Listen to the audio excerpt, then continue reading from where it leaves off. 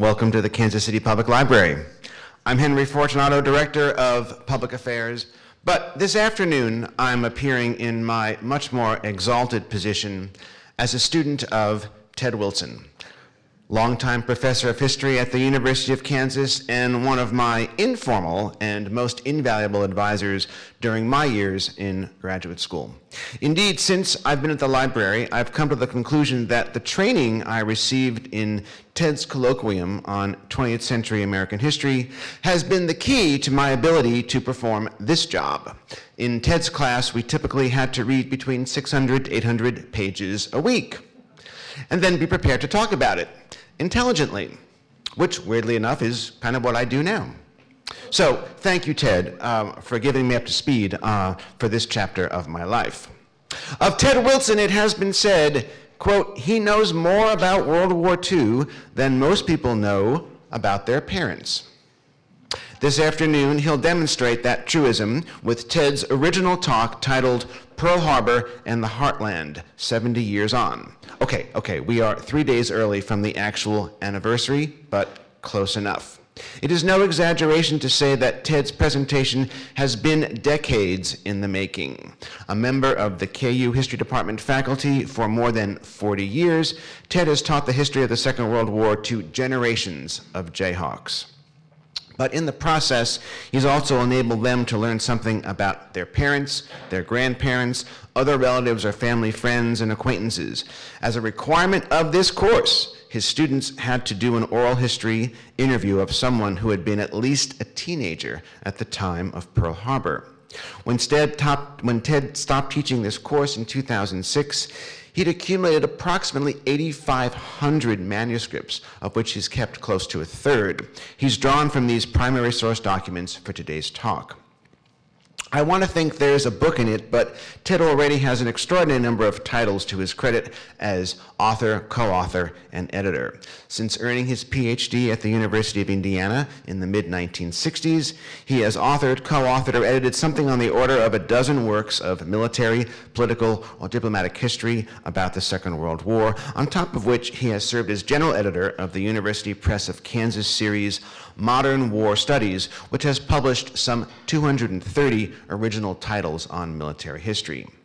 He's also been involved in the development of numerous in-depth studies on aspects of World War II in conjunction with the U.S. Army Command and General Staff College at Fort Leavenworth and the U.S. Army Center for Military History. In his spare time, Ted has also held numerous administrative positions at the University of Kansas. In the history department, he has been director of graduate studies and chair. He's also been associate dean of the College of Liberal Arts and Sciences, director of the Hall Center for the Humanities, and director of the master's program in the International Studies area. He's also advised about 100 MA and PhD students and is working on what he terms a long gestating biography of Henry A. Wallace. Ladies and gentlemen, please welcome a scholar and a gentleman, my friend and mentor, Dr. Theodore Wilson. Thank you very much for that, Henry. The only caveat I would offer is that I don't know very much about my parents, and so perhaps I know less about the history of World War II. I think that's probably true of any son or daughter. I put up, or had them put up, that short clip. Much of it I know is no doubt familiar to you, and it's pretty ragged, but it was all based upon contemporary footage, newsreel footage and other footage about the Pearl Harbor attack and its immediate aftermath. Not that you might find it interesting, because there are some inconsistencies about, say, for example, the number of Japanese bombers that were shot down. There really weren't very many. There were actually more casualties to civilians from unexploded anti-aircraft shells coming down than anyway. But I really appreciate being here. I'm delighted to see all of you today out on this sunny, chilly afternoon. And I hope I can give you something of interest to take away. See a number of former students, some current students. I was informed just before we began, and I hope they'll make themselves known during the question and answer period, that two former students who took my course History of World War II in 1997, met for the first time in that course and were married in 2002.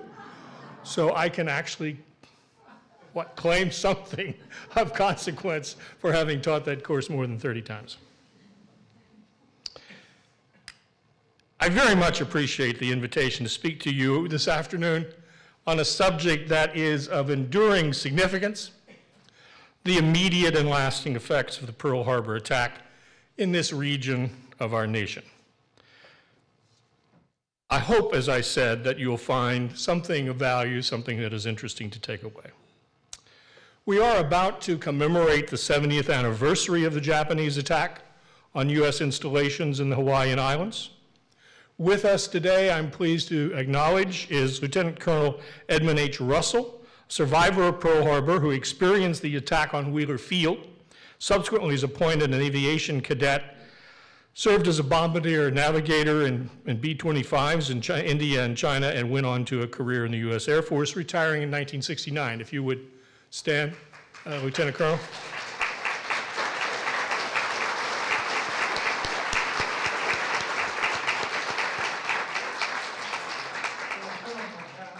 Okay, thank you.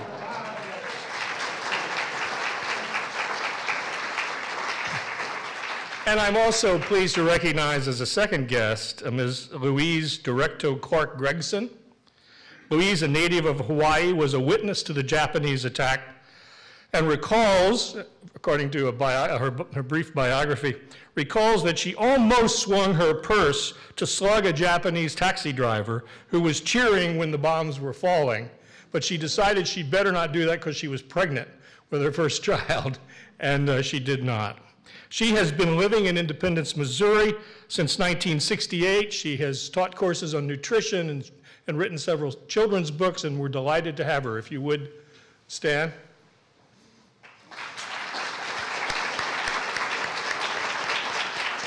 Thank you very much.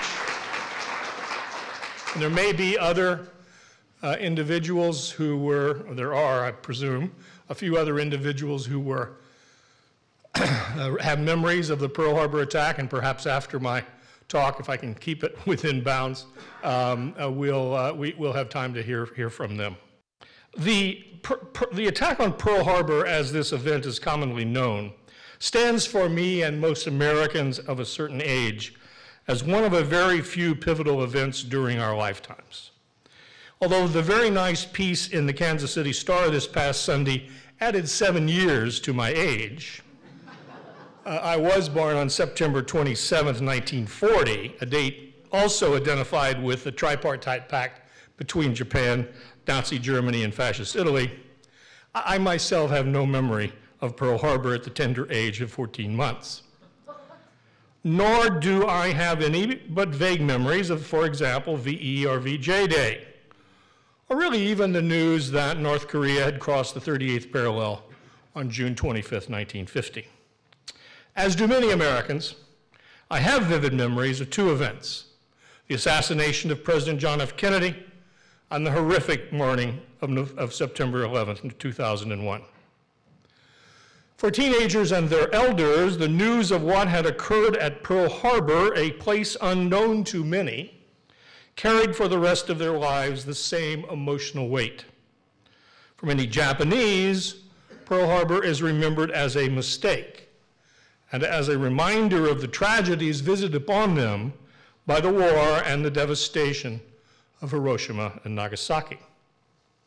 My purpose in being here today is not to review for you the vast literature on how and why tensions between the United States and Japan became so inflamed that war resulted.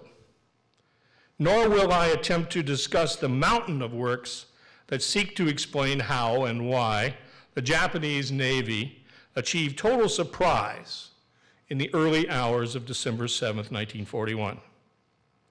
My aim is to take you back to the era of Pearl Harbor and to describe some of the effects of U.S. participation in World War II for Kansas City and the Heartland more generally.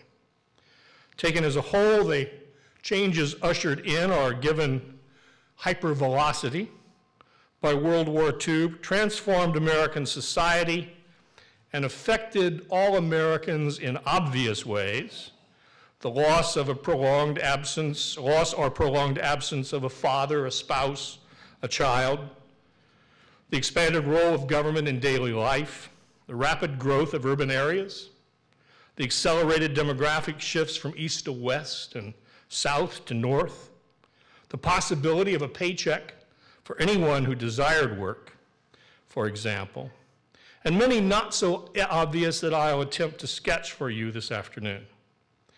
As Henry noted, my qualifications for taking you on this journey go back to December 1941 and wartime America, are grounded in a scholarly career focused on the study of World War II and the experience of teaching some 30-plus iterations of an undergraduate course on the history of the Second World War. Over the lifetime of that course, which stretched from the late 1960s to 2006, and I must admit, in which I encountered during the last several semesters, it was offered students whose grandparents had taken History 340. I required that students write a paper based upon an interview with someone who remembered Pearl Harbor and thus America's experience of World War II.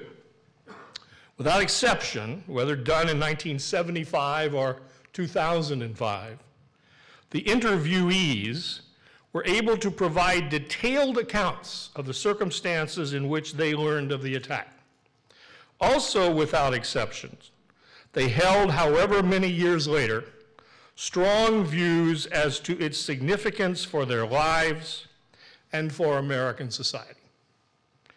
The first wave of Japanese dive bombers and fighters hit Wheeler Field and Kaneohe Naval Air Station at 7:48 a.m. Hawaii time, followed a few minutes later by coordinated attacks of torpedo bombers and high-altitude bombers on the battleships and other U.S. Navy vessels at anchor in Pearl Harbor.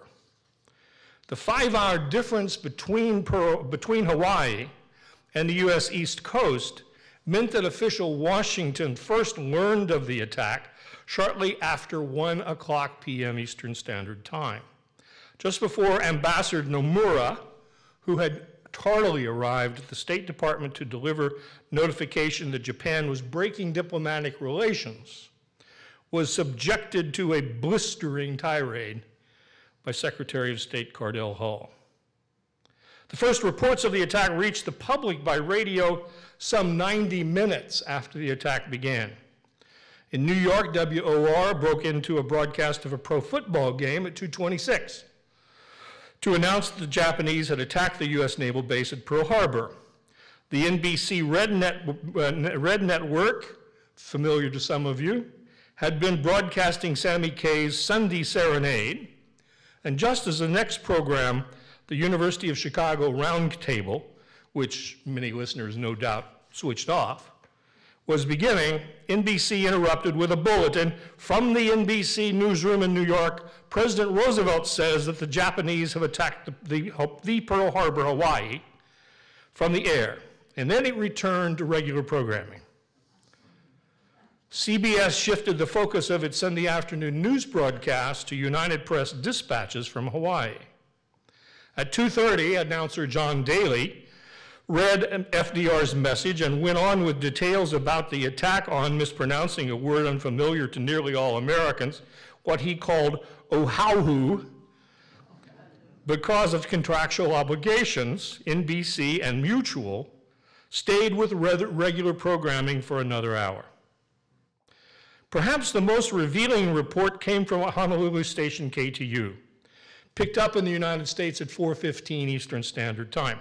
Quote, "We have witnessed this morning the attack of Pearl Harbor and a severe bombing of Pearl Harbor by Army planes, undoubtedly Japanese. The city of Honolulu has also been attacked and considerable damage done. This is no joke. This is a real war." Unquote.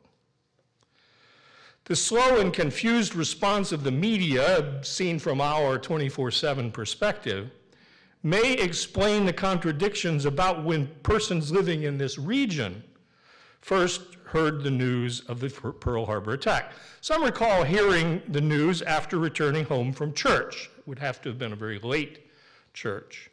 Others learned while visiting friends or when they turned on their car radio.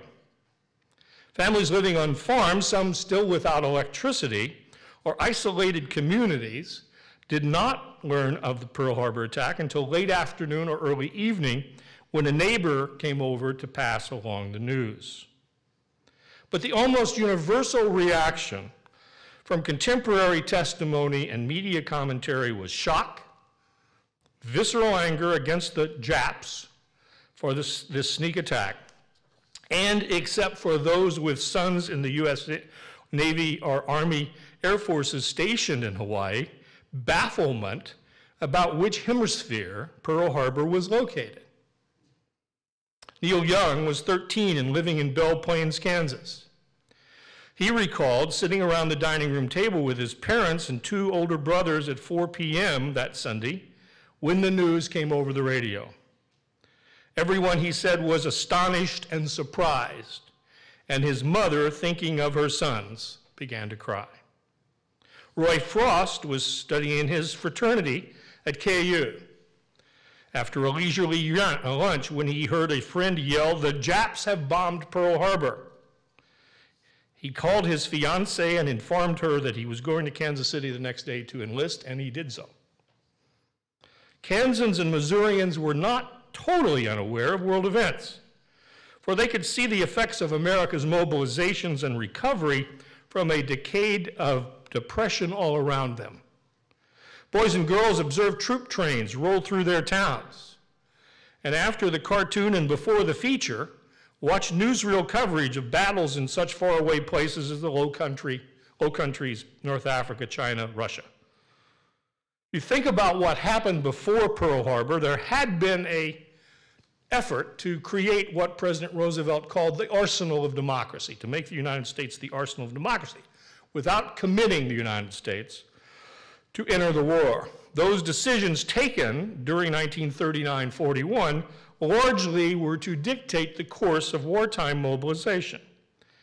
That concept of the arsenal of democracy rested on three foundations: the mobilization of manpower, the shift to military purpose and further expansion of American productive capacity, and some of you will remember that there was greatly underutilized productive capacity in 1939-1940. But this was to be both industrial and agricultural production, and then the transport of men and materiel to the battlefronts, that is, to give the United States a mission to produce ships, particularly transports, to carry the goods and men, if necessary, to the battlefronts. For military manpower, compared with World War I, the United States was in pretty good shape. There had been the passage of the Selective Service Act in 1940 and its several renewals. Remember, of course, that we know the draft stayed in effect not merely from 1940 to 1945 and took more than 10 million Americans away from their families and homes, but the draft, or selective service, would endure for almost 3 decades after war's end. Americans in 1941, however, were arguing about whether the extension of military service was illegal, unconstitutional, immoral, since those originally drafted back in September of 1940 were supposed to serve for only a year. Anyone here know what OHIO stands for? Over the hill in October. That is the notion that many guys in the service said, we signed up for a year, we're out of here after our year's enlistment is up. Well, that didn't happen because of the national emergency, but it was a difficult time. The United States gets into the war by fits and starts, and Pearl Harbor is the pivotal event in bringing, of course, the United States into the war. There were huge challenges to meet. Demands caused by a rapidly shrinking workforce and rapidly increasing need for workers in this region's factories and on its farms. As late as summer 1940, some 8 million Americans were unemployed. By 1943, there was no unemployment except for job adjustments and transitions. The industrial labor force grew by some 35% during World War II. But where did this manpower come from? One, it came from an increase in the hours per week for those already working, a dramatic increase from 37.6 to 46.6 hours per week. Also from improved productivity, that is, the output per man hour, per person hour, particularly because of the increased reliance upon machines. Major contributions came from women. The Rosie the Riveter image was a reality. Mostly older women coming into the workforce and taking different types of jobs that they might have had before. Note too, there was an important contribution of women in military service, taking the place of draftees and volunteers to serve in combat units. Also, a major source of labor came from boys and girls below normal working age being permitted to work. Child labor laws in this area and elsewhere were relaxed for the duration.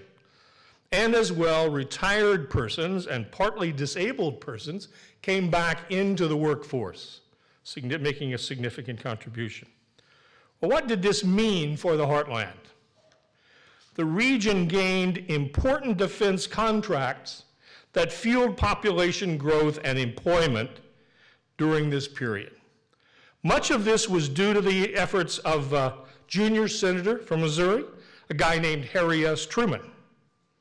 As mobilization gathered steam in 1940-41, he was and others were concerned about government inefficiency and charges of gross imbalance regarding the award of contracts to defense work, especially to the Northeast and Great Lakes states. Senator Truman grew enraged about the great disparity between contracts going to big corporations in the Northeast and the pitifully small number, as he put it, coming to his constituents, coming to this area. His complaints led to the creation of the so-called Senate Special Committee to investigate the National Defense Program, which popularly became known as the Truman Committee. And he was appointed its chairman. Over the next several years, major enterprises came to Kansas City and this region as a result. Among the best known, and here I'll show you a few slides, many of these are familiar. Among the best known are the North American Aviation Facility in the Fairfax District, the Lake City Army Ammunition Plant in Independence, Pratt & Whitney's factory at Bannister and Troost, producing aircraft engines for the U.S. Navy, and this is really an intriguing one, Darby Steel Shipyard at Caw Point, one of several Missouri Valley Bridge and Iron Company facilities building landing craft on inland waterways, and of course the Sunflower Ordnance Plant producing propellants near DeSoto, Kansas. North American Aviation's plant, sprawling over much of the Fairfax Industrial District, ultimately produced 6,608 B-25 medium bombers, probably one of those that Lieutenant Colonel Russell flew, and at its peak employed more than 30,000 workers, 40% of whom were female. If we could shift to the next couple of slides that deal with North American, or I guess I have this. That's the facility itself. It later becomes, of course, an automobile, part of an automobile plant. And then, of course, that's a later picture of a B-25. Gearing up, of course, posed, and I should note, more than 40% of the workforce, 30,000, were female. Gearing up so rapidly posed difficult challenges. Mirza Ims and many of the students who interviewed their parents or grandparents or great aunts or great uncles in my course found that the person did not want his or her last name known. And I honored that. So Mirza M's recollections reinforce this point. Her husband has been drafted. She was teaching English in a small town in Kansas when she heard the shocking news of the attack on Pearl Harbor. She, quote, this is what she said to her grandson. The country reacted with an outpouring of patriotism, not the romantic patriotism of World War I, but a realistic desire to do what had to be done. After my initial shock, I reacted that way too. I decided that teaching high school seniors verb agreement was pretty useless when most of the boys would be fighting within a year. So I accepted a position at North American Aviation and attended KU for a summer to be trained as something they called a, quote, aeronautical technician, unquote. Then she goes on to say, and this is probably why she didn't want this under her own name, when I started working at the North American plant in KC, I saw the best and the worst of the war effort. The cost plus contract, and that meant typically that the contract was issued for cost plus 15% profit to the company getting the contract. So the company had no particular concern about keeping costs down. The cost plus contract was in full bloom, and there were those engineers who sat around all day doing nothing and then stayed until 11 p.m. working overtime. There were also dedicated men who worked themselves into nervous collapses, unquote. Breaking ground on its 57-acre plant in July 1942, with Senator Truman presiding, Pratt & Whitney employed some 23,000 workers when full production was reached in 1944. The Lake City ammunition plant, on nearly 4,000 acres in Independence, was the largest U.S. producer of small arms ammunition and brought more than 15,000 jobs to the area. And Darby Steele's successful bid for an inland shipyard, I give you, this is an LST, which is a big box, but it's a seagoing box. And the remarkable thing is that they built this shipyard just at the confluence of the Kansas and Kaw and Missouri rivers, and then floated the ships down along the Missouri to the Mississippi, and then down to New Orleans, where they were outfitted for dispatch to whatever theater of war in which they were used. I know something more about that because I grew up in Evansville, Indiana, on the Ohio River, and Missouri Valley Bridge and Iron actually controlled or set up a shipyard in Evansville that also produced these kinds of craft. And they turned out hundreds of them during the war. Similarly, farmland south of Kansas City, just south of farmland west of Kansas City, excuse me, just south of the small town of DeSoto, Kansas, saw the construction, beginning in March 1942, of what was termed the world's largest munitions plant. When opened in 1943, early 1943, Sunflower Ordnance employed more than 10,000 workers, many of whom were female, because of the view was that because of their manual dexterity derived from sewing and knitting, and then quite a few industrial accidents resulted because of this very dangerous work. It made DeSoto a mini boom town, if you believe this, if you know kind of current day DeSoto, but mini boom town with housing, sanitation, parking, education, and recreation challenges to meet. There's one image of DeSoto during this period of time, and here's another one. Of course, they moved a lot of trailers in, very small trailers in for housing, and also there were what we would describe as shanty villages, shantytown villages that were very temporary kinds of construction for the workers to live because of the problems of transportation, of getting two places from like Kansas City over to DeSoto. I mean, K-10 in its four-lane guise is 30 plus years in the future. After stagnating for a decade, Kansas City, Missouri's population increased by 14% from 1940 to 1950, leading to the post-war suburban phenomenon that we're all familiar with. Kansas City, Kansas's population grew as well, though at a lower rate. Well, what of the agricultural sector? remembering that the Heartland was a vital source of foodstuffs for the nation and the world. It's a similar story of expansion, meeting the needs of the American people, the armed forces, and many of our allies under Lend-Lease for the duration of the war. Not surprisingly, farmers were reluctant initially to increase production, for many remembered the disastrous effects of World War I and the resulting years of overproduction and depressed prices. But even before Pearl Harbor, agricultural production was shooting up. Both the number of workers and overall acreage declined, but production of foodstuffs increased by an estimated 40% over pre-war, and that was even higher in this region. There was a remarkable return to prosperity for farmers. Why? A combination of good crop years, mechanization, chemical fertilizers coming into widespread use, arguably government planning and price controls played a part. The numbers of tractors, for example, on America's farms almost doubled between 1940 and 1944, and that latter year first saw some more tractors than horses and mules plowing Kansas and Missouri acreage.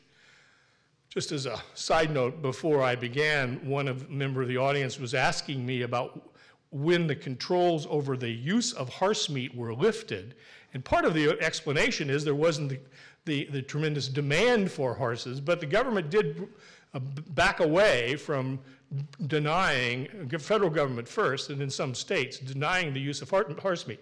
And I mentioned to her I'd found a couple of weeks ago a online recipe for what was called Welsh horse meat stew, which supposedly, if you cooked it long enough, was very tasty.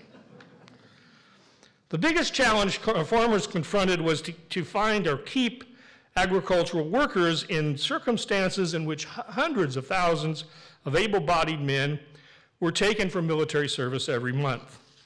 How did they do that?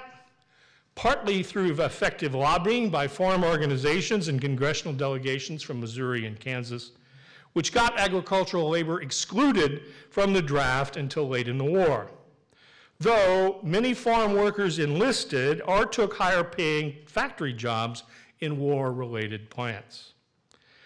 Also, women made a significant contribution. They took over work previously done by men, mostly unofficially, but also there was the so-called land army. The Women's Land Army recruited more than 1 million female workers drawn from high school and college students, beauticians, accountants, bank tellers, teachers, and others. They worked on the farms, came typically from cities, working on the farms, driving tractors, tending crops, even shearing sheep. Most of these laborers received an unskilled worker's wage, 25 to 40 cents an hour. And they were, out of which they were to pay for their denim or overall uniforms and their meals and lodgings in various camps and summer cabins and homes. But it was a remarkable contribution. Retired farmers and teenagers come back into agricultural labor, the labor force, as happened with regard to industry. There were the labor-saving effects of mechanization and expanded farm size. And two other, today little-known sources of agricultural labor contributed, especially in Kansas. One was the so-called Bracero program. Beginning in 1942, under agreement between the governments of the United States and Mexico, some 150,000 Mexican workers came to the United States during the war to supplement the labor force. Bracero meant, in Spanish, so I'm told, strong arm. Contracts stipulated that the duration of stay, working conditions, etc., and the braceros, the Mexican laborers, harvested sugar beets and potatoes, and shocked corn, threshed grain, stacked hay, did a number of things. They also confronted, not surprisingly, segregation in businesses and public places across the Great Plains. This program, in various guises, continued until 1967, in fact. So it offers a background to our contemporary discussion or debate about immigrant labor. Second source that maybe not everybody knows about was POWs. Some tens of thousands of German and a few Italian POWs were provided or given work release programs. We had in Kansas, for example, they had in Kansas a substantial POW, German POW camp at Concordia. And it had a satellite camp near Olathe. And during the summer, lots of Germans were released in order to work on the farms in those areas.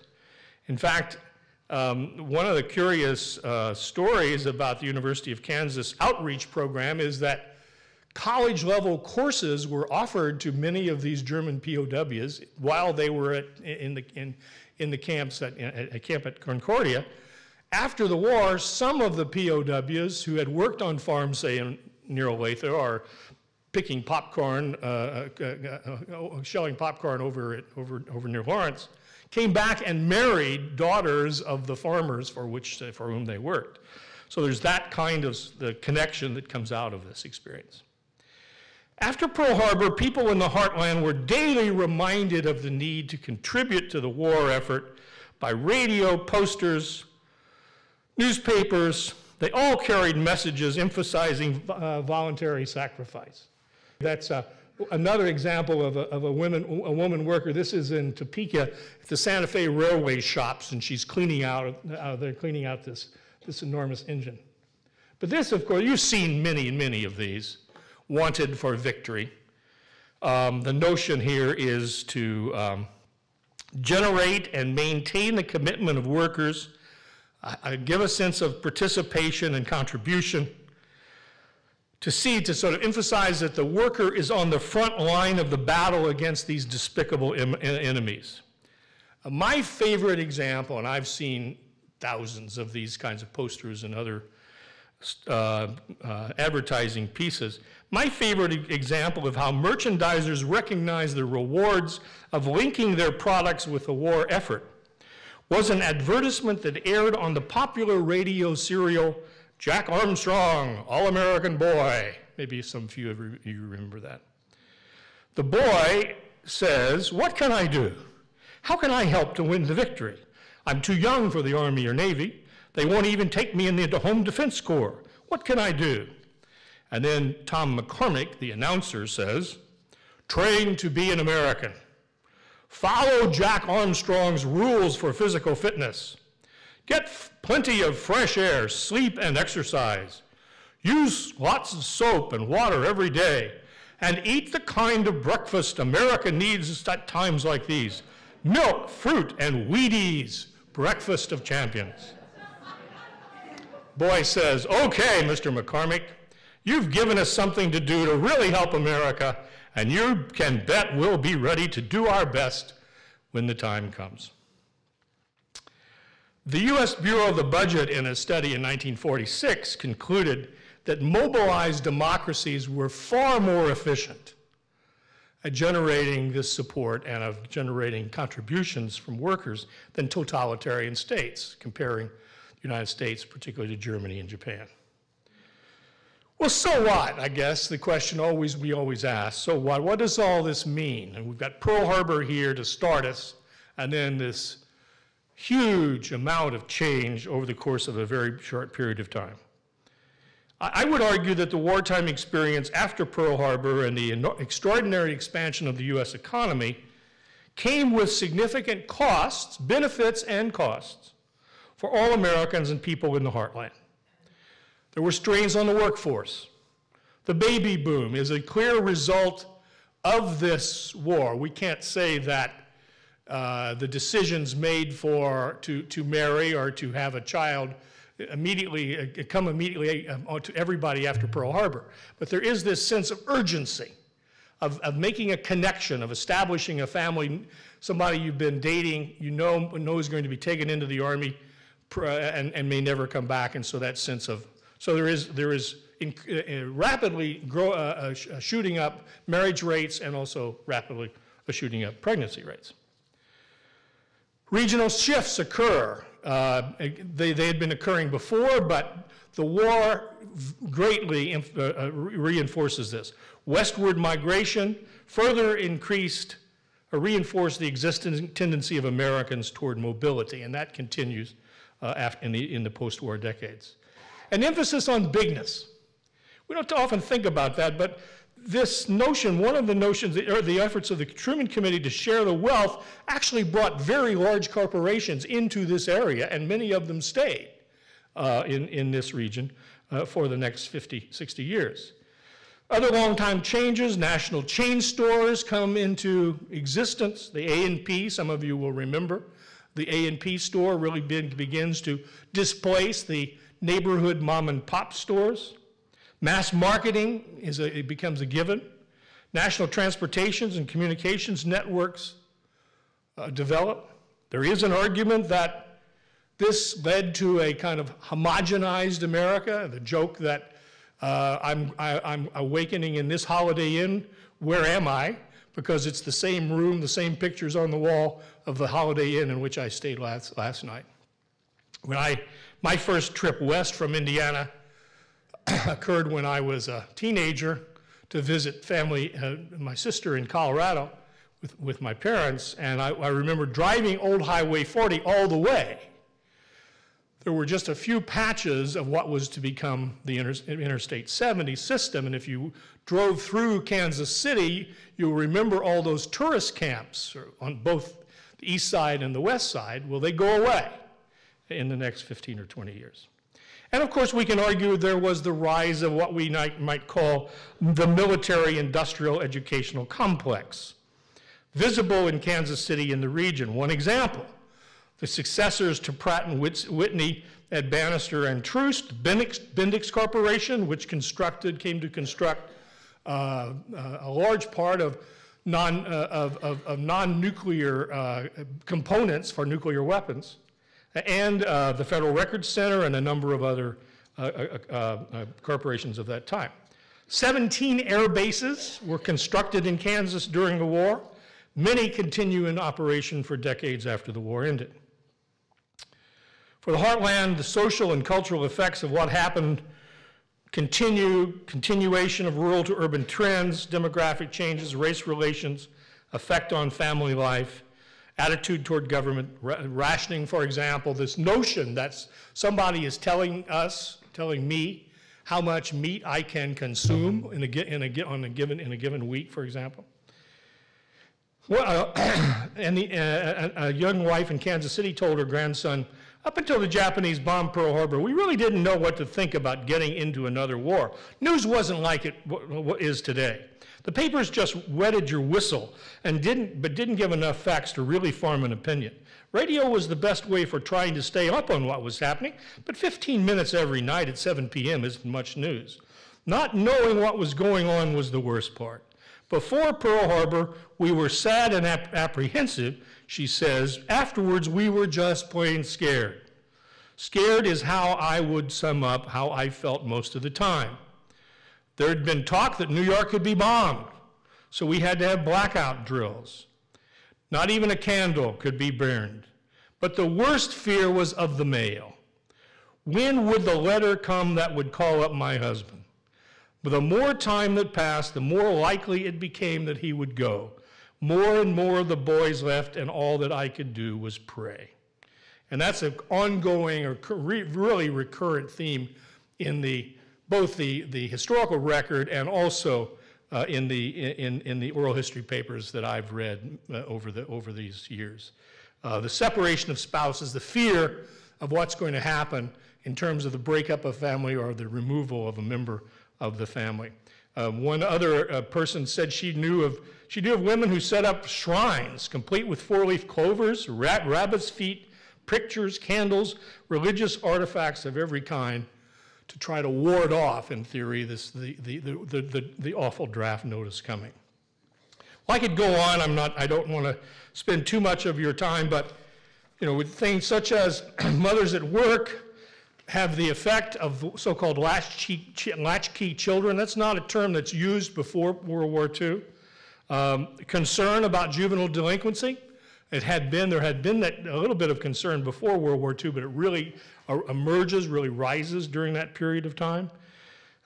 This concern about what role women would play after the war, a large part of the message that's given in this kind of government propaganda is, we need you now, but we really want you to go back to your kitchen after the war, because all the guys are coming back from the war effort, and they're going to get the jobs that you are not keeping. And of course, similar kinds of situations for African Americans, for racial minorities. That is, there was some progress economically in the short term, but really very limited progress with regard to race relations during the war. Some of you know about the Detroit race riots. There were a number of other race riots during the war. There was the official maintenance of segregation by the armed forces, with black soldiers treated as second-class citizens. One example in Kansas City was the opposition, again, not untypical, opposition of labor unions to employment of African Americans in other than custodial jobs, places such as Remington Arms. Another was the refusal of several Kansas City hospitals to permit white nurses to attend black soldiers, injured black soldiers in their wards. I could give many more illustrations. I've run over my time, I see. Any more illustrations of how people in this region were affected by Pearl Harbor and the experience of World War II.